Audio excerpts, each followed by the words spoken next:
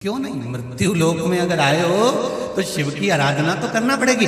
दुनिया के लोगों ने शंकर भगवान को नीचे दबा दिया था, दुनिया के लोगों ने शंकर भगवान को झुका दिया था। सारे लोग ना जाने कहां कहां भटक रहे थे, भ्रम में पड़े हुए थे, यहाँ चले जाओ, वहां चले जाओ, वहां चले जाओ, वहां चले जाओ। सारी दुनिया में भटक रहे थे, कोई के हमारे धर्म में आ जाओ, कोई के हमारे धर्म में जाओ, कोई के यहाँ चले जाओ, कोई के वहां चले जाओ, सब भटक रहे थे।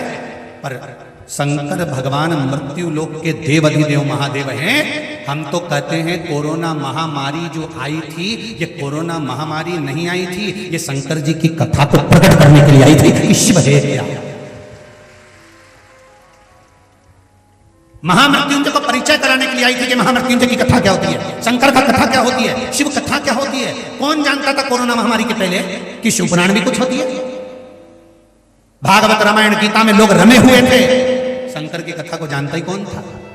पर कोरोना महामारी आई तो शिव को जानने का मौका मिला, शंकर को पहचानने का मौका मिला, अपने करीबी को पहचानने का मौका मिला कि कौन अपना है, कौन पराया है।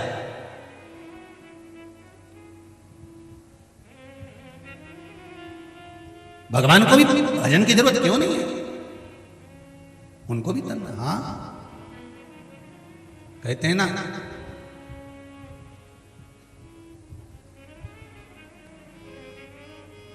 गंगा गलती से हुए पाप को धो देती है। कौन?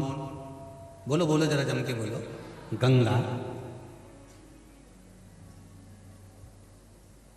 गंगा जी वही पाप धोती है जो गलती से हुआ है, अनजाने में हुआ है। गंगा उस पाप को धोती है। जो जानबूझकर पाप किया जाता है उसे गंगा नहीं धोती, उसे यमराज का लठ धोता है। तुम जान कर कर किसी को परेशान करो, जान कर कर किसी का धन खा गए, जान कर कर तुमने किसी को कष्ट दिया, गंगा गलती से अनजाने में हुए पाप को गंगा का जल धोता है, और जानबूझकर किए हुए पाप को गंगा का जल नहीं धोता, उसे यम धोता है, उसे कोई दूसरा नहीं धोता। जब यहां से उठा के ले जाएगा ना अंतिम समय में, और ब्लैक कलर की स्कॉर्पियो में बांध कर, मेरे भगवान शंकर के पास व्हाइट कलर की टवेरा है नंदी, पर यमराज के पास में ब्लैक कलर की स्कॉर्पियो है पाड़ा, और उससे जो बांध कर ले जाएगा, धोते धोते ले जाएगा, और तुम चिल्लाती रह जाओगी मैंने कहीं बिगाड़ा, मैंने कहीं बिगाड़ा, मैंने क्या बिगाड़ा। मैं यमराज में तेरे हाथ छोड़ू, मुझे मत मार, अभी तो मैंने 3 दिन पहले ही लाल कलर की साड़ी ली है, एक बार भी नहीं पहनी यमराज, एक बार छोड़ दे वंश मोर, एक बार छोड़ दे मुझे वंश मोर। यमराज के चल रही लीला कि दोनों चल, फिर दिया उन्हें धर के, और लीला फिर चुप गई मैंने लाल कलर की साड़ी। फिर रोती रोती बोली हमारी लाल कलर की साड़ी मैंने अभी पीको करवाई, वो की फाल लगवाई, कौन पहनेगा। इतने में यमराज बोला, सियोर वाला महाराज हमेशा कहता था कि रोज प्रतिदिन सुबह से उठकर रात को सोते समय तक रोज ऐसे जीना कि कल दिन आए कि नहीं आए, आज का दिन फुल एंजॉयमेंट के साथ जीना, फुल आनंद। तेरे को रोज कहते थे कि रो के जिंदगी मत निकाल, पर सुबह से उठकर एक ही काम करती थी महाराज, नाच कर दिया। सुबह से उठे और रोने बैठ जाए, उसने ये कर दिया, उसने वो कर दिया, ये यूं हो गया, वो यूं हो गया, बहू ने इतनी रोटी फेंक दी, सब्जी फेंक दी, उन्हें ध्यान नहीं दिया, वो तो अमीर बात किए, वो गरीब बात किए, ने उसका बाप ऐसा, ने उसकी माता ऐसी, दिन भर कोसते कोसते कोसते कोसते सुबह से शाम निकाल दिया, और जिंदगी खुद की नरक कर ली। अरे सुबह से तैयार होके खजूर वाली चोटी करके, पेंसिल से लाइन खींच के डब्बा भरती, आंखों को नीला पीला करके भगवान का भजन करती, तो भगवान भी कहते गजब लग रही लीला तुम्हें कहीं। और पूरी जिंदगी रोने धोने में निकाल दी, उसने ये कर दिया, उसने वो कर दिया, उसने ये करा, उसने वो करा, वो ऐसी थी, वो वैसी थी, सुबह से लेकर रात तक रोती रही रोती रही रोती रही रोती रही, और रात किसने देखी, और आधी रात के सांस रुकी गई नहीं निपटी गई तो कौन भरोसा जिंदगी का, कौन भरोसा। एक से बढ़कर एक साड़ियां रखी अलमारी में, बोलो रीजी जी,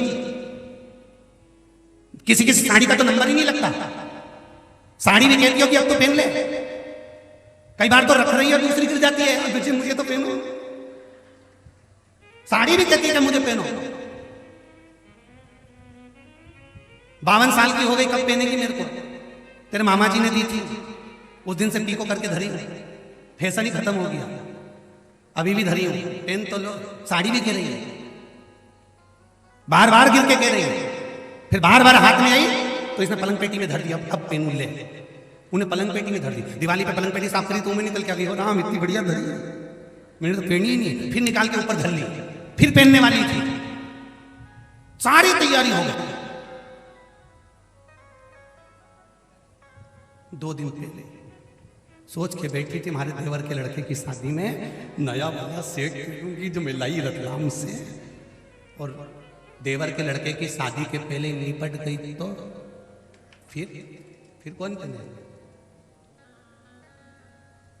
बड़ा कपड़ा।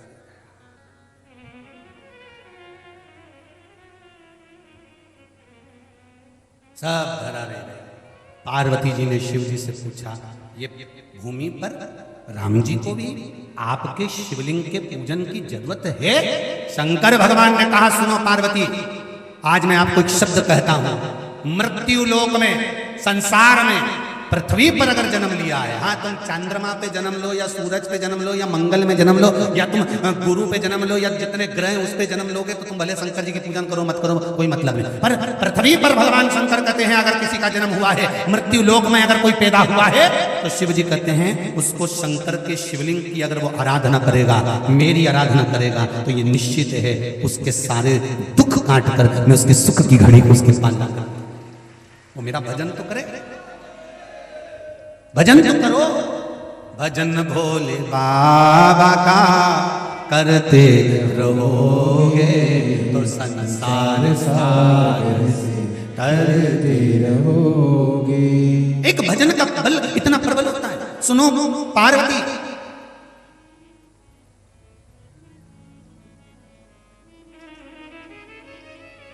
सत्य के बल पर भगवान मिलता जरूर है। शंकर भगवान ने यहां लीला रच दी। मेरे देवादिदेव महादेव पार्वती से बोले मुझे कोई जरूरी काम आया है, मैं जा रहा हूं। तुरंत समुद्र के तट पर माता पार्वती को छोड़कर शंकर भगवान चले। मेरा वो घड़ी, मेरा शंभू पार्वती जी को छोड़कर चले। पार्वती जी ने ध्यान लगाकर देखा कि आज मेरा तीज का व्रत है और तीज का व्रत मुझे भगवान की पूजन करना है। पार्वती जी ने बालू रेत का शिवलिंग बनाया, पूजन करी समुद्र के तट पर। सारी पूजन करने के बाद वहां पर पार्वती जी भगवान शिवलिंग को विसर्जन कर दी।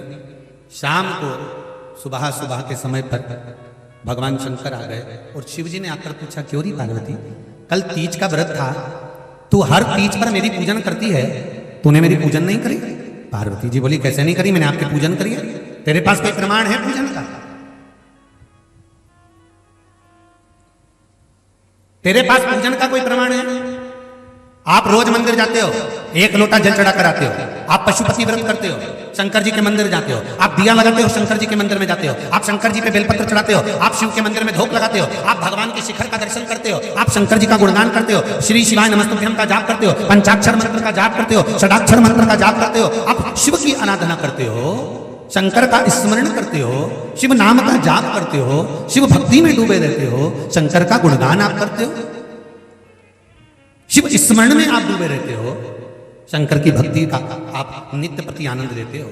पर कोई आपसे कह दे, एक बार शंकर जी आकर आपसे कह दे कि बोल कि तूने मेरा पशुपति व्रत करा, तूने मेरा संकट सोमवार का व्रत करा, तूने मेरे सोमवार का व्रत करा, तूने मेरे प्रदोष का व्रत करा, इस व्रत का प्रमाण क्या है तेरे पास? लिखित में कोई प्रमाण हो तो बताओ। बोलो रे सागरवली जी। और जितने लोग बाहर से आए, चेन्नई तक से लोग यहां कथा सुनने आए, चेन्नई के भी लोग यहां कथा में बैठे, मद्रास से आए। आज सुबह जब मिलने के लिए आए थे तो बता रहे थे हम चेन्नई से मद्रास से आए, राजस्थान से भी कुछ लोग आए।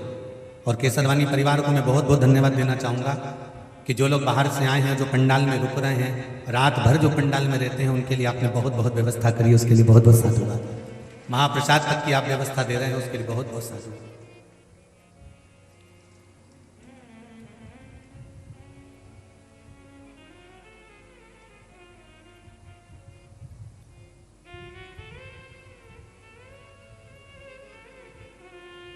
हमारे समिति के कुछ कार्यकर्ता यहीं पास में ठहरे हैं, उनका भी रात्रि को 11 बजे फोन आया, गुरुजी यहाँ पर जो लोग रात को रुके हैं, तो कोई सागर से एक भैया झोले में कोई सामान भर के लाया और सबको बांट कर गया गुरुजी। हमने कहा यही सागर है, यहाँ लोग दिल बहुत बड़ा रखते हैं और सेवा भी बहुत करते हैं। उनको मालूम है कि दान धर्म और पुण्य किसको कहते हैं, यही सेवा का भाव। कुछ लोग यहाँ पर भोजन बना रहे होंगे तो केसरवाणी जी गए होंगे, कहा होगा भोजन मत बनाओ, हम पहुँचाएंगे, आप आराम से पाओ, कथा सुनो, रात भर रुके हो, आप आनंद के साथ भगवान की भक्ति करो, शिव स्मरण। रस तत्व की मूलता, प्रमाण क्या है आपके पास? आपने पशुपति व्रत करा, उसका प्रमाण क्या है? आप एकादशी का व्रत करते हो, उसका प्रमाण क्या है? आपने प्रदोष का व्रत करा, उसका प्रमाण क्या है? आपने संकट सोमवार 16 सोमवार करे, उसका प्रमाण क्या है? आपके पास में कुछ लिखा पड़ी है कि मैंने व्रत करा था, मैं दिखाऊंगी भगवान को। शिव महापुराण में माता पार्वती जी ने शंकर भगवान से कहा कि मैंने तीज का व्रत करा था। शिव जी ने पूछा आपके पास कोई प्रमाण है कि आपने तीज का व्रत करा था? इसका कोई प्रमाण आपके पास में है?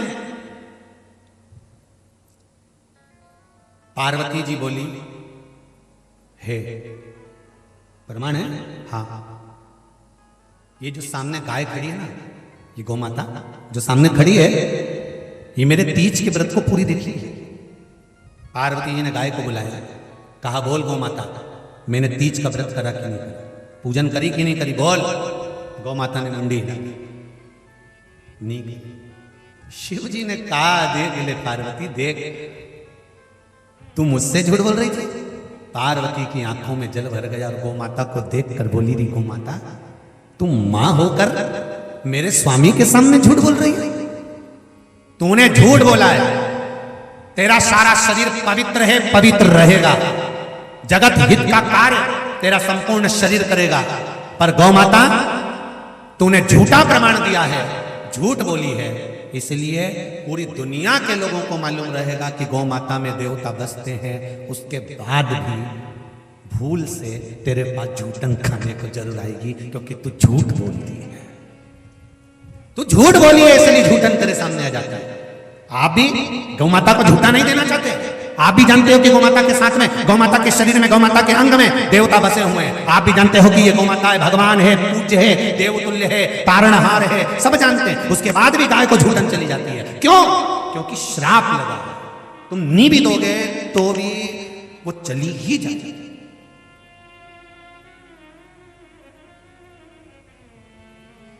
चलिए, गौ माता ने उस समय पर पार्वती के सामने आंखों में जल भरकर रो दी। गौ माता रोई, अपनी अधाशक्ति देवी को याद करा गौ माता ने, जिसका वो स्मरण करती है। आप गाय का स्मरण करते हो और गौ माता किसका स्मरण करती है? माता संतोषी का, गणेश जी महाराज की बेटी का। गणेश जी की पुत्री का नाम क्या है? जम के बोलो, संतोषी। गणेश जी के पुत्र हैं, बोलो जम के, शुभ और लाभ। गणेश जी के पोते हैं अमोद और प्रमोद। गणेश जी के पर पोते हैं, पर पोते स्वास्तिक, बेटी है संतोषी। गौ माता ने संतोषी को याद किया।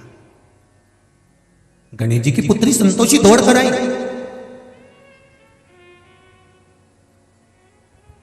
और आते से अपने दादाजी को देखा संतोषी ने। दादाजी कौन? अरे बोले जम के, भोलेनाथ, शिव जी। अपने दादाजी को देखा, और दादाजी को देखकर, दादी को देखकर संतोषी ने कहा, इस गौ माता से थोड़ी सी झूठ बोला गया, अपशब्द कह गया, गलती हो गई, झूठ बोला, क्षमा चाहती हूं दादाजी। मेरे साथ रहने वाली, मेरे साथ में रहने वाली ये गौ माता झूठ बोल दी है, मैं क्षमा चाहती हूं दादाजी। ठीक है। एक शिव जी ने कहा, संतोषी तुम मेरी पोती हो। गौ माता भी यहां खड़ी है, पार्वती भी यहां खड़ी है। मैंने पार्वती से प्रमाण पूछा कि तीज की पूजन तूने करी, इसका प्रमाण क्या है? तो पार्वती ने गौ माता को खड़ा कर दिया और गाय झूठ बोल दी। जिस समय पर एकादशी का व्रत हो, सोमवार का व्रत हो, मंगलवार का व्रत हो, शनिवार का व्रत हो, रविवार का व्रत हो, छठ का व्रत हो, चतुर्थी का व्रत हो, पंचमी का व्रत हो, सोमवार का व्रत हो, पूर्णिमा का व्रत हो, संतोषी का व्रत हो, लक्ष्मी का व्रत हो, संसार की माताएं, पुरुष ना जाने कितने व्रत करते हैं, पूजन करते हैं, मंदिर जाते हैं, अनुष्ठान करते हैं। इसका प्रमाण क्या रहेगा? इसका प्रमाण कौन देगा? संतोषी माता ने हाथ जोड़कर कहा, दादा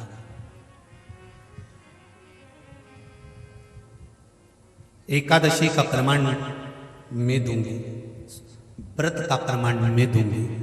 जब नारी या पुरुष किसी भी भाव से शिव मंदिर में जाता है या नारायण के मंदिर में जाता है, राम मंदिर में या कृष्ण मंदिर में जाता है, वहां जाकर जब भगवान के चरणों में शीश नवाता है, अहंकार का ये मटका वहीं समाप्त हो जाता है, संतोष उसके सिर पर बैठ जाता है।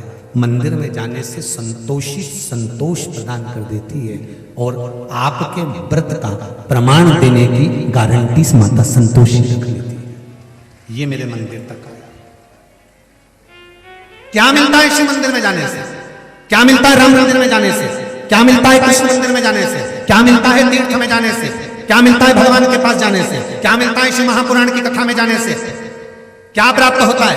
तो आप दमदारी से कह सकती हो कि भगवान की कथा में जाने से, मंदिर जाने से हृदय को संतोष प्राप्त होता है और प्रमाण मिलता है कि मैंने कथा श्रवण करी है, शिव मेरे साथ है। ये प्रमाणिक। तुलसी का दल, जल और बेलपत्र, याद रखिएगा। क्या क्या चीज? जम के बोलो जरा। तुलसी का दल, जल और बेलपत्र, ये तीन चीजें हमारे व्रत, साधना और पूजन का प्रमाण है। किसी भी देवता की पूजन करो, अगर उसमें पंडित जी पूजन करा रहे हैं तो जल का पात्र भर कर रखते हैं, उस जल के पात्र का भी पूजन कराते हैं। क्यों?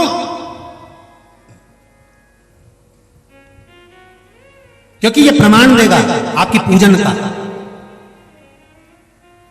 शिव जी के पूजन में बेलपत्र चढ़ा रहे हो तो वो बेलपत्र प्रमाण है। इसलिए कहा जाता है आपके पास में बेलपत्र नहीं है तो शंकर जी के मंदिर में शिवलिंग पे से उठाकर बेलपत्र को धोकर वापस चढ़ा दो। ये प्रमाण है कि आप शिव जी के मंदिर आए, आपने आराधना करी, आपने शिव स्मरण करा, आपने शंकर का गुणगान करा। ये प्रमाण है। तुलसी का दल प्रमाण है। गौ माता तो झूठ बोली है इसलिए झूठन तुझे मिल रही है। अगर तू झूठ नहीं बोलती तो झूठन नहीं मिलती। बहुत ध्यान लगाकर सुनना रे भाई, जितने आस्था चैनल पर, फेसबुक, यूट्यूब पर कथा सुन रहे हैं, हमारे मंत्र, हमारी साधना, हमारे तप का प्रमाण है। शिव महापुराण की कथा कहती है, गला पकड़ रहा है, ओम हमारे मंत्र और साधना का प्रमाण है ओम शब्द। इसलिए मुख को ओम कहा जाता है। कहां प्रकट हुआ है ओम? ओम का प्रागट्य कहां पर हुआ? किस जगह पर? कहा जब ब्रह्मा जी ने शिवलिंग को प्रकट करा, ब्रह्मा और भगवान विष्णु ने,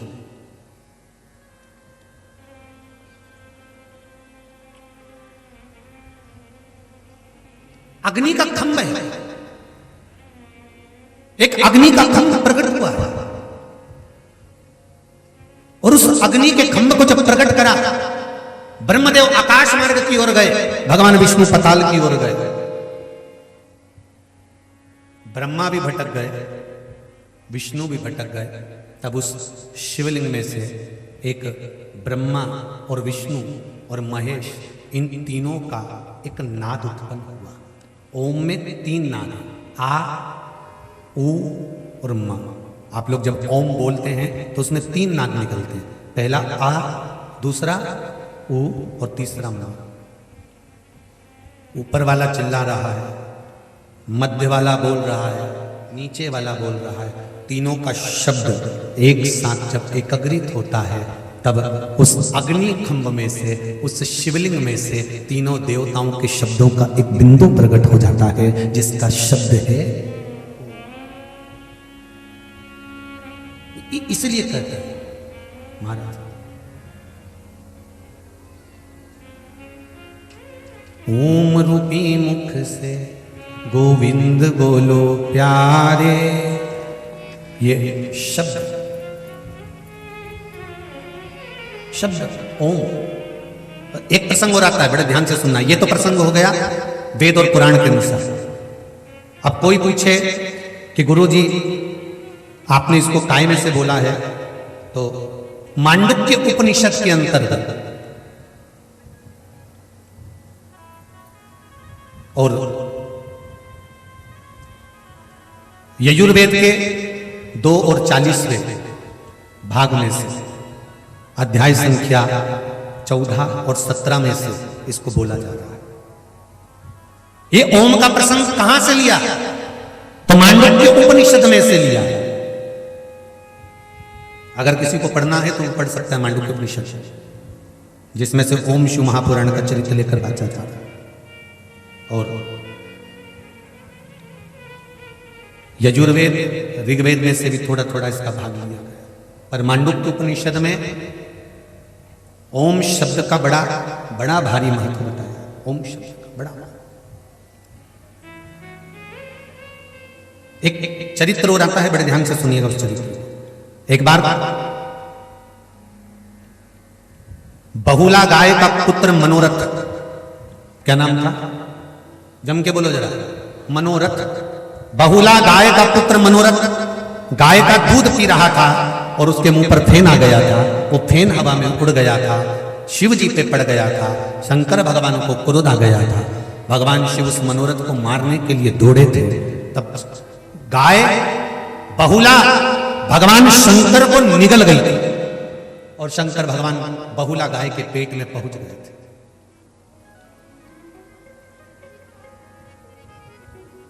बहुला गाय के पेट में मेरे शंकर भगवान बैठे हैं, मेरे शिव बहुला गाय के। तब गौ माता की वंदना करिए, मां शिव को प्रकट कर। शंकर भगवान को बहुला गाय ने प्रकट करा। नंदीश्वर के रूप में भगवान शिव का प्रागट्य हुआ और भगवान शंकर बहुला गाय का गुणगान जो गाए हैं। तो एक बछड़ा, आपके सागर में देखना, कोई गाय का बछड़ा दूर चले जाता है तो बछड़ा रंभाते रंभाते कोई दूसरा शब्द नहीं कहता, केवल ओम का नाद कहता है। ओम ओम ओम। सुना है कि नहीं सुना? अरे बोलो तो जम के। बछड़ा कोई दूसरा शब्द नहीं बोलता। ओम ओम ओम, ओम शब्द का नाद बछड़ा करता है। ओम शब्द का नाद।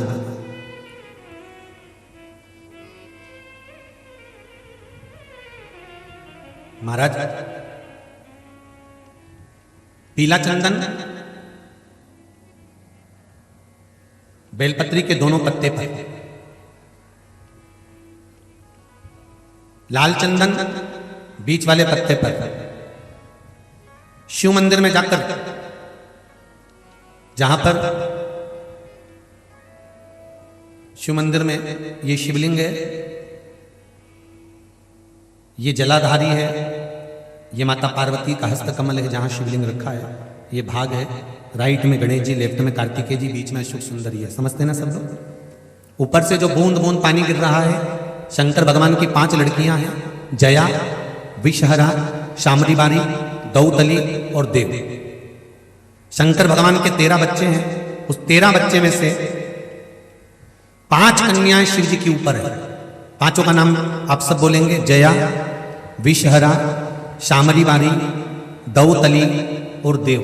ये शिव जी की 5 लड़कियां जो शिव जी के ऊपर एक एक बूंद पानी गिरा रही हैं, जो जलाधारी लगती है वो शिव जी की 5 बेटियों के नाम से लगती है।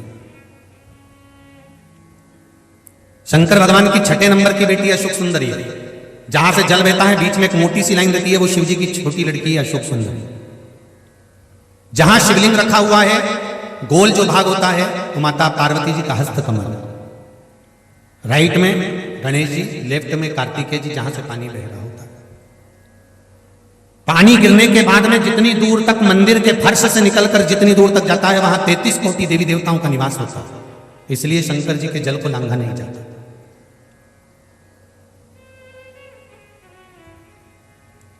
नंदी से लेकर शंकर भगवान के शिवलिंग तक सोमसूत्र बनता है। क्या बनता है? सोमसूत्र। शिव जी का जहां नंदी होता है, इस नंदी से लेकर जहां शंकर भगवान का शिवलिंग रखा होता है, यहां एक सोने का तार, जो प्राण प्रतिष्ठा करने वाले होते हैं ब्राह्मण जन, वो बताते हैं कि यहां से वहां तक एक सूत्र डलता है, सोमसूत्र, नंदी से शिव जी तक। क्यों? कि हम अगर नंदी के पास बैठकर कोई बात अपने दिल की कहें तो शंकर जी तक वो बात पहुंचे, उसको सोमसूत्र वहां से लेकर वहां तक। अब तो प्रतिष्ठा के समय पर सोने की वो तार डालते कि नहीं डालते वो पता नहीं, पर शिव मंदिर का नियम है, छोटा सा भी अगर शिव मंदिर बना रहे हो, बड़ा भी बना रहे हो, तो नंदी से लेकर शिवलिंग तक एक सूत्र डलना चाहिए, सोने का तार, वो भूमि के अंदर ही होना चाहिए।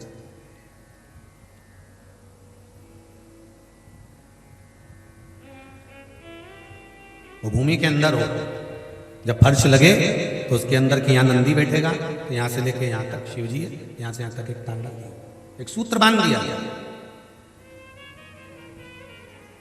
वो सूत्र क्या काम करता है? सोम सूत्र की प्रमाणिकता क्या है?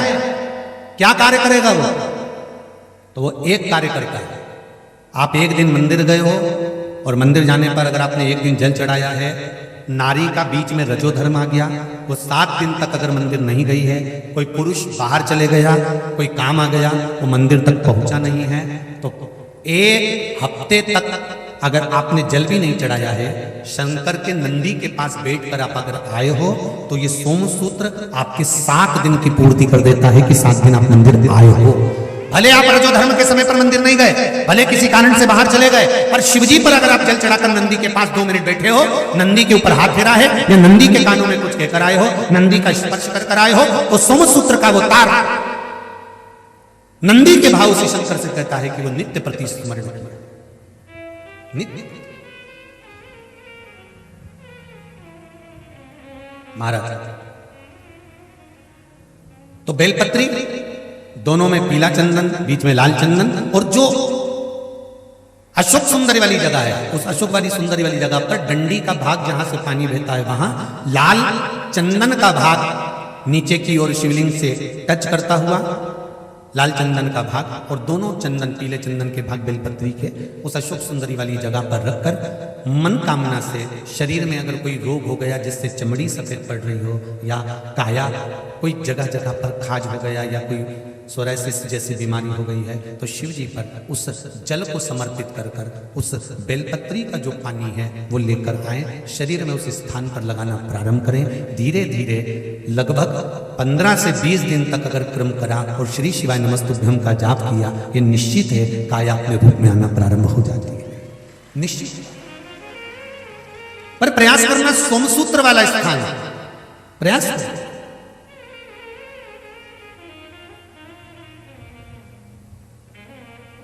उच्चारण एक ही करना है आपको उस समय पर जल चढ़ाते समय, षडाक्षर मंत्र का उच्चारण। षडाक्षर मंत्र को सब बोलेंगे साथ में, चालू हो जाइए। ओम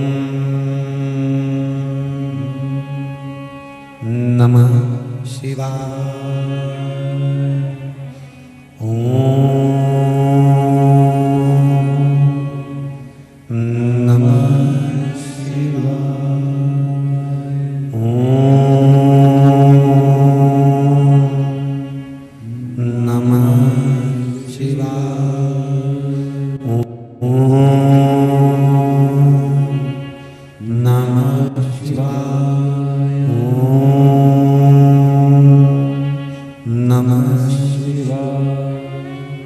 षडाक्षर मंत्र का जाप करेंगे।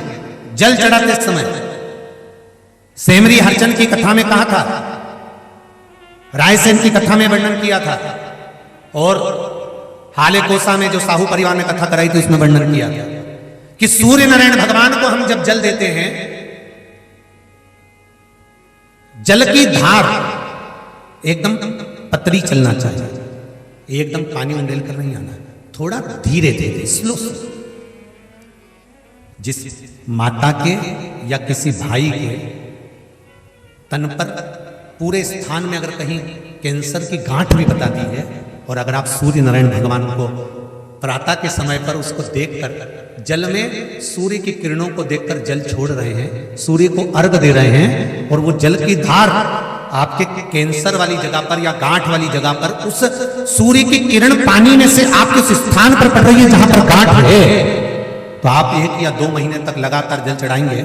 उसके बाद जाकर जांच कराइए, गांठ धीरे धीरे गलना प्रारंभ हो गई होगी। सूर्य के अर्घ में तो बल होगा।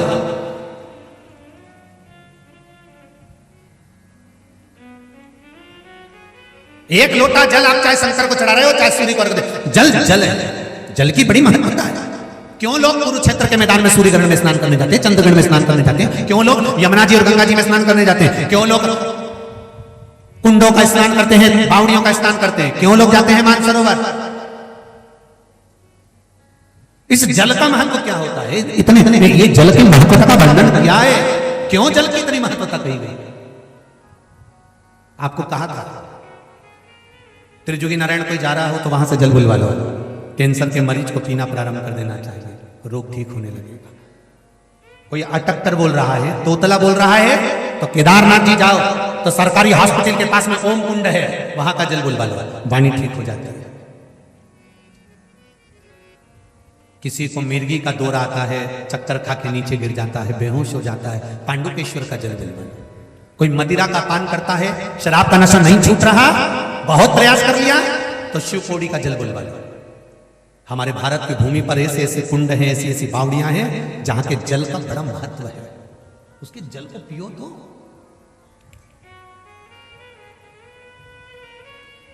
पर लोग भगवान पर विश्वास कब करते हैं मालूम है?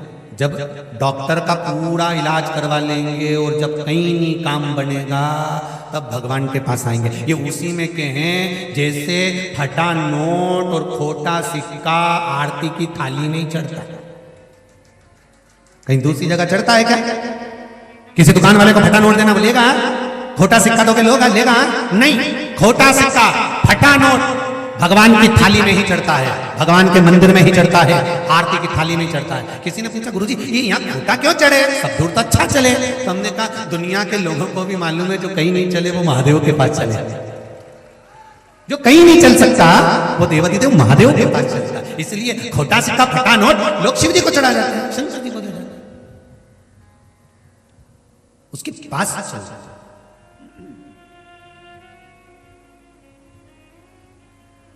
उसी तरह सब जगह से जब हार जाए, हाँ तुम प्रैक्टिकल करो, प्रयास करो, कर्म करो। हम आपसे भी कहेंगे, हम नहीं कहते कि तुम सियोर वाले महाराज के वचन पर विश्वास करो, तुम तो पूरा मेडिकल लगा लो, डॉक्टर की सारी दवाई लो, सारी जांचें कराओ, उसके बाद में जब तुम थक जाओ, जब किसी से फिर नहीं बने, तब उस देव अधिदेव महादेव के पास जाओ और उसके पास बैठकर विश्वास के साथ एक लोटा पानी चढ़ाकर दिल से उसको कहकर आओ, फिर देखा जाएगा अब औषधि लगती है कि नहीं लगती है। बाद में विश्वास करना शंकर जी पे पहले सब पे कर लो, तुम्हारी मर्जी पड़े जिस जहां तुम्हारा मन पड़ जाए वहां चले जाओ, सबके धो किया, फिर आखिरी में शिव जी के पास जाना, क्योंकि मनुष्य आखिरी में वहीं जाता है, फिर वहां से वापस भी नहीं आता। जो शंकर का हो गया फिर उसको कहीं जाने की जरूरत नहीं पड़ती, फिर शंकर जी कहते हैं अब तुझे भटकने नहीं दूंगा, बहुत भटक लिया। तुम खुद देखो ना, आखिरी में लोग शंकर जी के पास जाते हैं। शमशान कौन जीते जी जाता है? किसी का अगर वो तो कोई मरे नहीं तो लोग शमशान भी नहीं जाते, कौन जाएगा? आखिरी में गए शिव के पास, अंतिम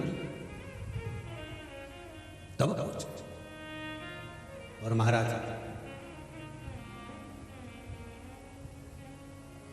मैंने तेरे ही भरोसे, ओ बाबा तेरे ही भरोसे, हवा विच उड़ती जावांगी, बाबा डोर अतो छठी नामे कटी जावांगी, भोले मैं तेरी पतंग, शंभो मैं तेरी पतंग, हवा विच उड़ती जावांगी, बाबा डोर हल्को छठी नामे कटी जावांगी। उसका बाजा नित्य हो महाराज।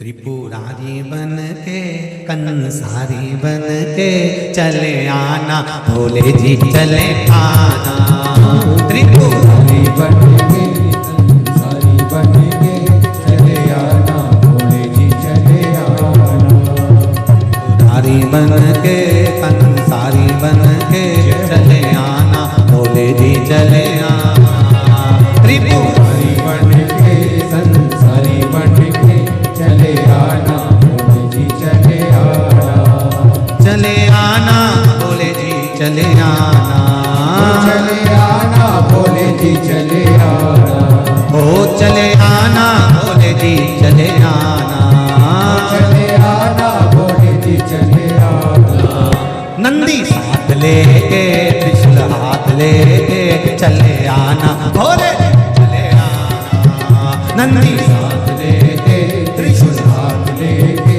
चले आना, भोले जी चले आना, तुम महाकाल बन के आना, तुम महाकाल रूप में आना, महाकाली को संग में लाना, महाकाली को संग में लाना, डमरू हाथ लेके त्रिशूल साथ लेके चले आना, भोले चले आना, त्रिशूल हाथ लेके डमरू हाथ लेके चले आना, भोले जी चले आना, त्रिपुरारी बन के कंसारी बन के चले आना, भोले जी चले आना, त्रिपुरारी बन के। 2 नंबर धूम के भी दोनों हाथों से ताली बजाते हुए दूसरे नंबर का पंडाल, तीसरे नंबर का पंडाल, और पीछे जितने खड़े हैं दोनों हाथों से जय हो जय हो।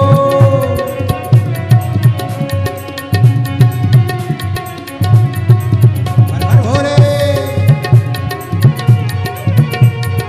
तीसरे नंबर के पंडाल में जो खड़े हैं वो भी दोनों हाथों से, और दूसरे वाले भी जय हो।